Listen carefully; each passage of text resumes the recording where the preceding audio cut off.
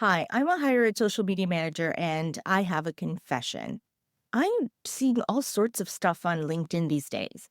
And Alyssa Pulford, a community strategist at HeyOrca, and I are going to try to make some sense of it.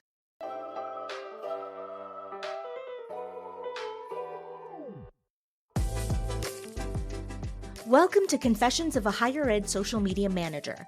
I'm Li Fowler, award-winning social media professional, author, and podcast host, and a recognized voice across the social media marketing industry. Social media managers are navigating the wild, ever-changing world of higher ed communications, and I'm here to share the real stories and lessons behind the posts. Each episode explores the challenges, strategies, and untold moments that come with running social media accounts in today's digital landscape. Let's get into it.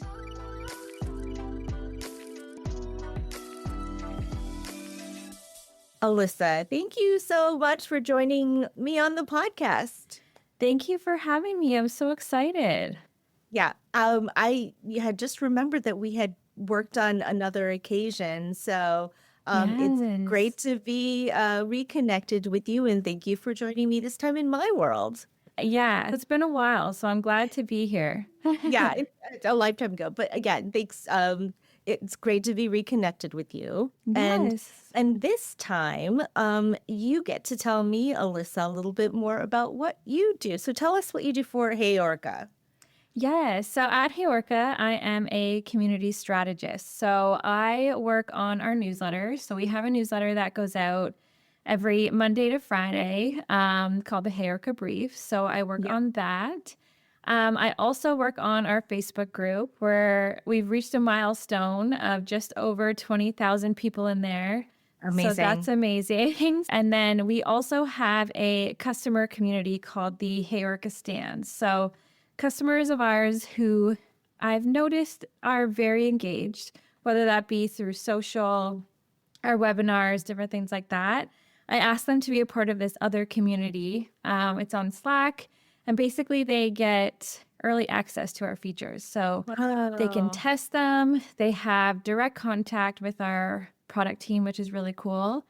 But yeah, so I really enjoy it. So it's almost like it's the super engaged people and they get selected to be in like another space where they're almost like influencers, right? They're like influencers Yes. within your audience. That's such a Yeah. cool idea.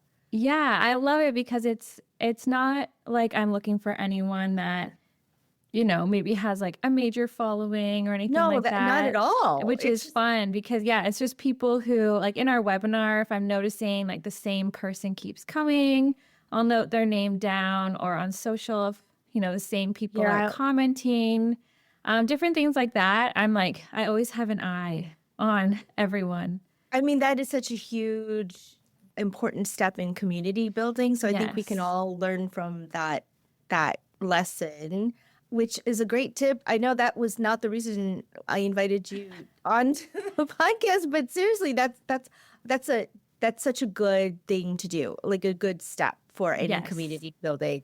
But the reason I had you on was I love your newsletter. It is seriously like one of my new favorites, Oh right? my I have like twofold question. How do you find the latest information on what seems to be all of social media?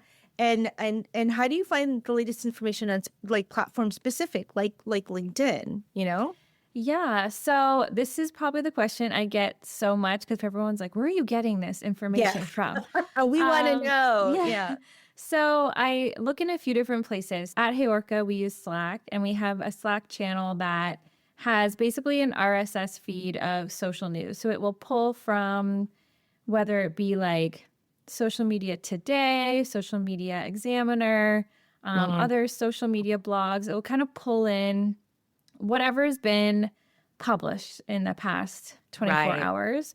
A lot of it is sometimes not super relevant because it might be just like an update that's not really impacting social media managers. But so some will come in there. I'll kind of sift through them, see what I find. But I find a lot of them, honestly, just scrolling on the internet.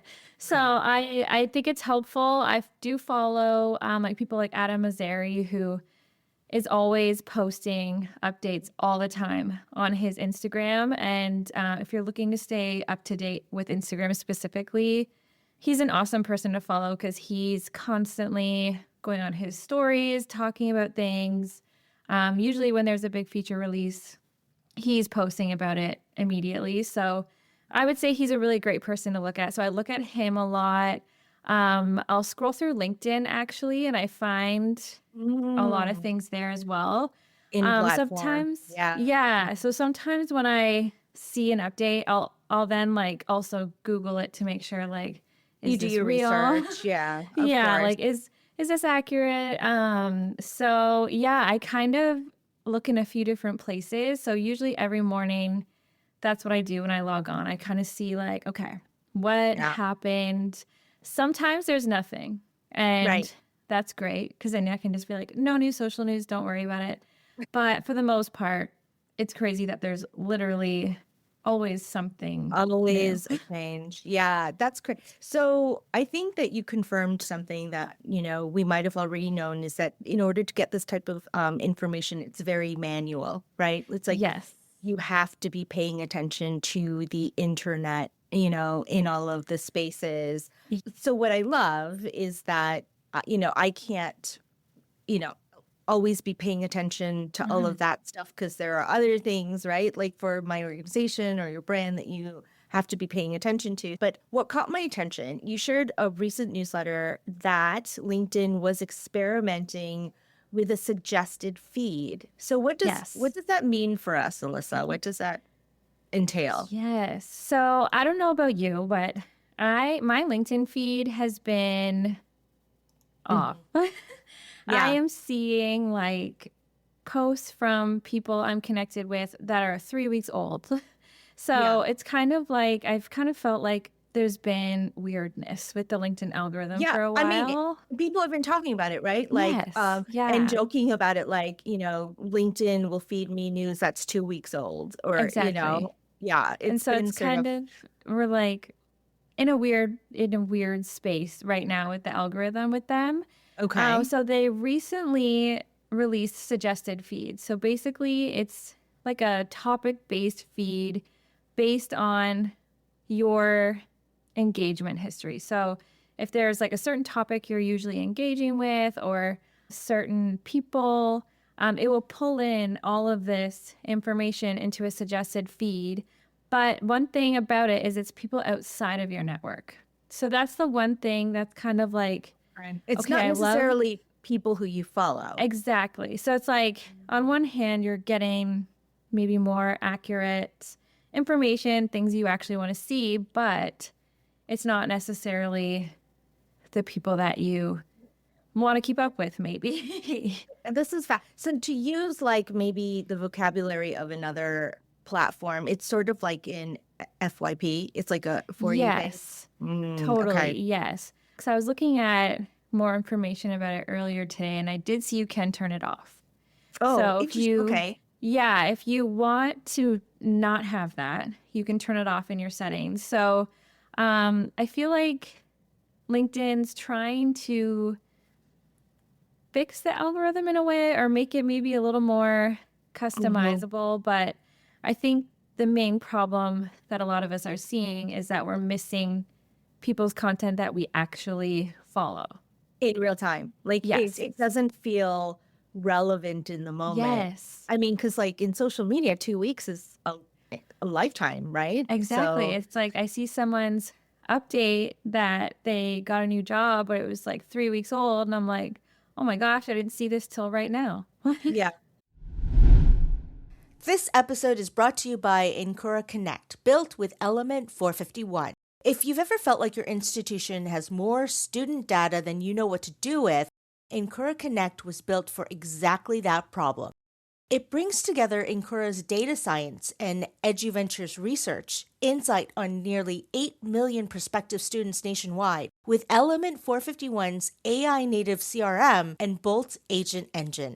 That means predictive model scores, student mindsets, parent emails, and funnel insights don't just sit in a report somewhere. They flow directly into your CRM, where Bolt agents act on them in real time. No CSV exports, no manual handoffs, no switching between the different systems. It's enrollment intelligence and agentic AI working together in one connected experience. To see what that looks like for your institution, head to element451.com. Yeah, and then you're late to the party. Exactly. But it's so if they're trying to change the algorithm to maybe mimic an For You page or something like that, it also sounds like they're trying to make their timeline a little bit more sticky, right? Like Yes. they want you to scroll more. I think so. I think they're trying to get you in the app longer. And I think, like with LinkedIn a while ago, I feel like you wouldn't really sit there and scroll. Like it's kind of like you post, you maybe look for a little bit and then you leave. So I do think they're trying a few different things to see, okay, how can we get people in the app and scrolling? It's kind of like how they're pushing video as well. And I think that's Yeah. another way of them being like, we want you here for a while. Keeping people on the Yes. platform. So it's interesting that you said that because I saw a couple of posts that said that people are using LinkedIn like a dating app. Like, I've what? seen that. Is I've this seen true? that. I unfortunately think it does happen more than we want it to. And I think that it kind of sparked when Twitter became X and a lot of people were, maybe not wanting to be on Twitter anymore and they're looking for another space. They're like, where can I go to kind of do the same thing? So I think LinkedIn gained a lot of new users through this Yeah, transition. Yes. And I think sometimes people forget like what LinkedIn is actually for. And it's not really a place where you should be sliding into anyone's DMs or anything like that. I do see a lot of people post about things like that where it's like, you're getting these unwanted DMs and you're just, kind of ignoring them. And it's like, this isn't the space for that. I mean, the funny thing is that it's always, and I always say this, it's the community decides, right? It's true. I mean, the audience decides like what content it likes. The audience decides how it wants to use a platform or how it wants to use a hashtag, right? Like Yes. nothing I ever did as a social media manager changed that. But this just is really, it makes me pause. Like literally, like people are sliding into each other's in-mail, right? Yes. It's So like, that's happening. It's crazy. and yeah, I've seen people post about it. And yeah, it's just like, this is not the place. There are other apps you can go and do that. But I just feel like LinkedIn is not the place. Oh, okay. So is LinkedIn having an identity crisis? And if it is, what does this mean for like organization pages? Yeah, so I do think there's a bit of a identity crisis happening, and you can kind of see it if you take 5 minutes and just scroll through LinkedIn. You see the typical LinkedIn content that that comes to mind, where someone's maybe got a new job or they're sharing maybe something they learned at an event they just went to, like that kind of content. And then you also see content that's very similar to something you'd post on Instagram or I know. TikTok, like something like that. It's like, what is the vibe we're going for here? What's appropriate to be over here? And I think we're in that weird phase where no one really knows, so everyone's kind of just putting stuff out. Because the algorithm hasn't shown that it has shown that it favors videos, but other than Yes. that, it's almost like anything goes, right? Exactly. It's kind of seeing like what sticks. So how are you finding that this affects organization pages? Yeah, so I find, at least for myself when I'm scrolling, I don't see organization posts that often. Unless maybe it's like really taking off or something. I'm not really seeing it. And I think with organizations, it is important to have a presence on LinkedIn because, people look up brands and everything over there. And I think it's important to be posting. But I do think a personal page gets so much more attention right now than an organization. And it's so interesting because, all these brands have like social teams who are putting so much work into these posts, and then they go out and they're not really being seen by as many people as it should be. Yeah, I mean, it's so discouraging to hear, but also I feel like that has been my experience too. Yeah. So what do you recommend to organizations to try to work around this? Because clearly we want our content to be seen, right? Yes. I would say, like, for the organization, I find posts that are highlighting your employees or showing faces, things like that always tend to get more attention just because you kind of feel like, okay, I'm getting this behind the scenes look at their Right. team. Mhm. I also find sometimes when you just do a small text post as an organization, like similar to like a tweet, it actually does pretty good. But my main thing I would say is see if some of your employees are active on LinkedIn. And if Okay. they are, if they're comfortable, obviously you don't want to force anyone to be posting, but if they're comfortable, if they post, say, an event that you're going to throw and they post about it and the brand posts about it, I can almost guarantee the personal page is actually going to get more attention Wow. than the organization. Wow. Yeah. Okay, so actually linking back to an earlier part of our conversation that we had not planned, but you were talking about the Slack group within your community. Yes. Maybe you can could you take that concept and build something for LinkedIn for your organization? Like maybe you discover a group of like power users or whatever term you want to use, but Yeah. and get them in a group and say, hey, if you feel like this works for you, or can you share this for the organization? Like, could you do Yeah. something like that? Yeah, totally. And we've done stuff like that in the past as well. So with our HeyOrca Stands community, it is our customers who are super engaged. So say we post a feature update on LinkedIn, I can be like, hey guys, we just put this out. If you want to, interact with it, you can. Obviously not going to force anyone to do Right. it. But yeah, just ask them to go in, reposting or commenting. It works really great. We've also started doing different activations like LinkedIn contests. So we have one on right now where it's not just for our HeyOrca stands, it's for any customer or trial user. But basically, you share something you like about HeyOrca, like a feature. Maybe there's a feature that saves you a lot of time or one that you use every day. And if you post about it, you're entered into a giveaway to then win. I think there's like one of 6 different gift cards. So we're kind of experimenting with that right now. So it's like we're getting HeyOrca out there without us being the ones that are posting about it. Yeah, So it's kind of like, getting a little more creative with how you're getting the message out.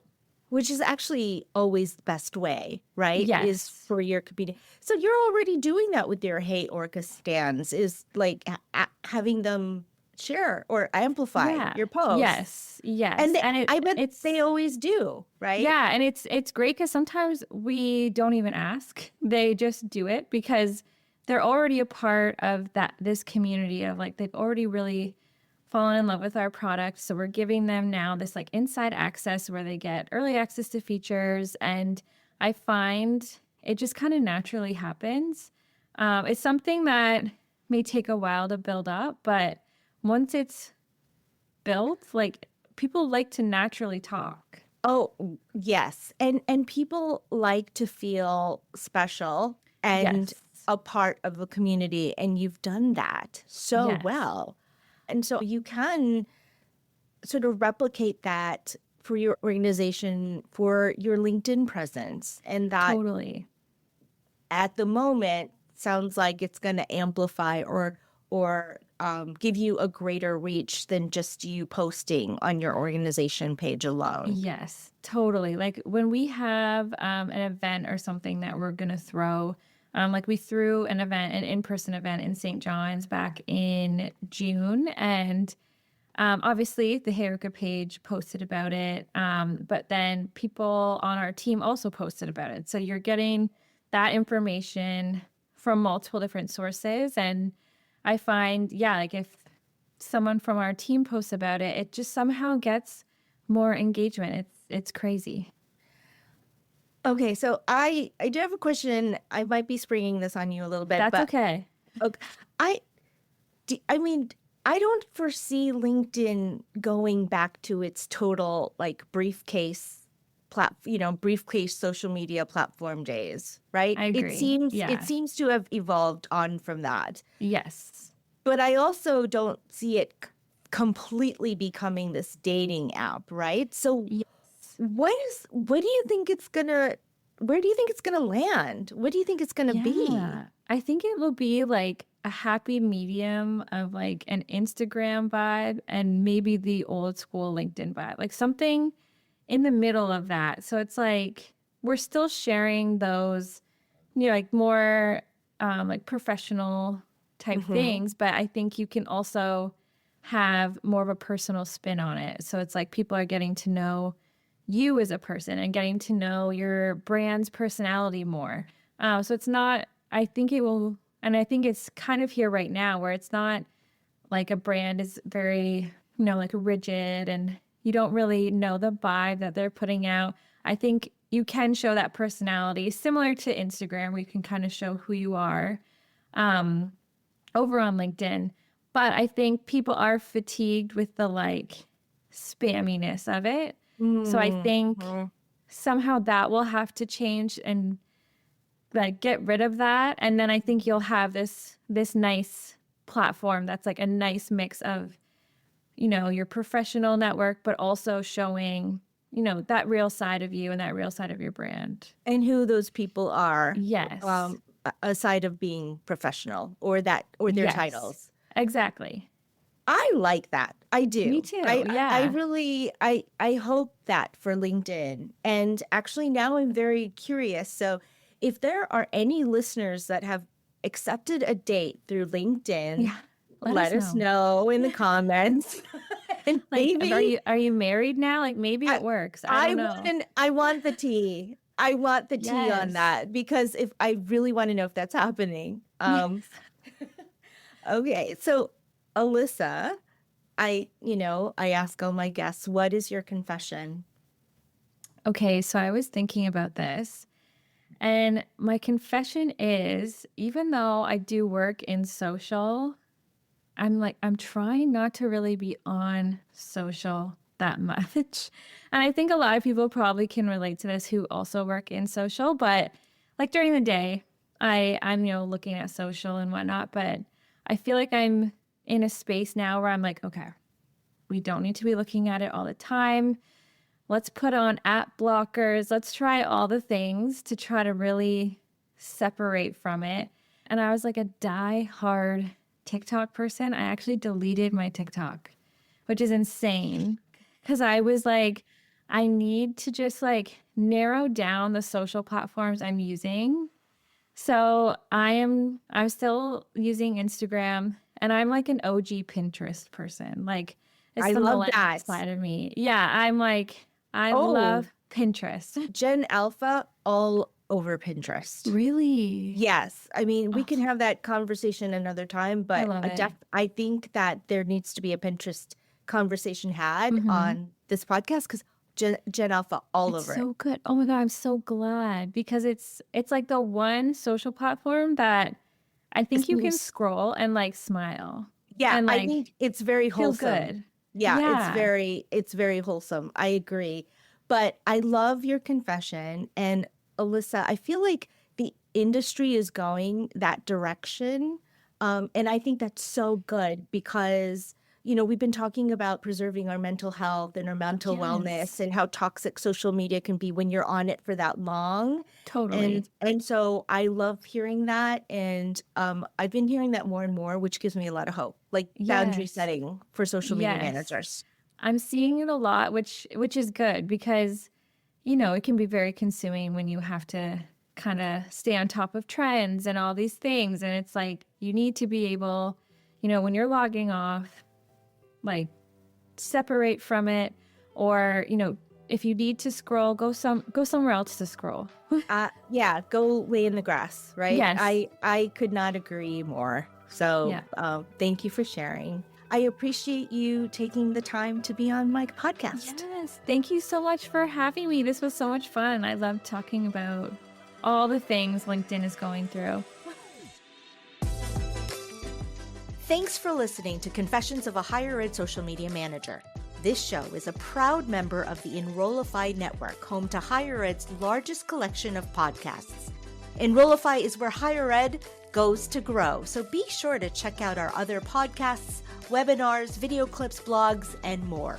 Visit Enrollify.org and subscribe for all the latest details and content drops directly to your inbox. Enrollify is brought to you by Element 451, the digital workforce platform for higher ed. Learn more at element451.com.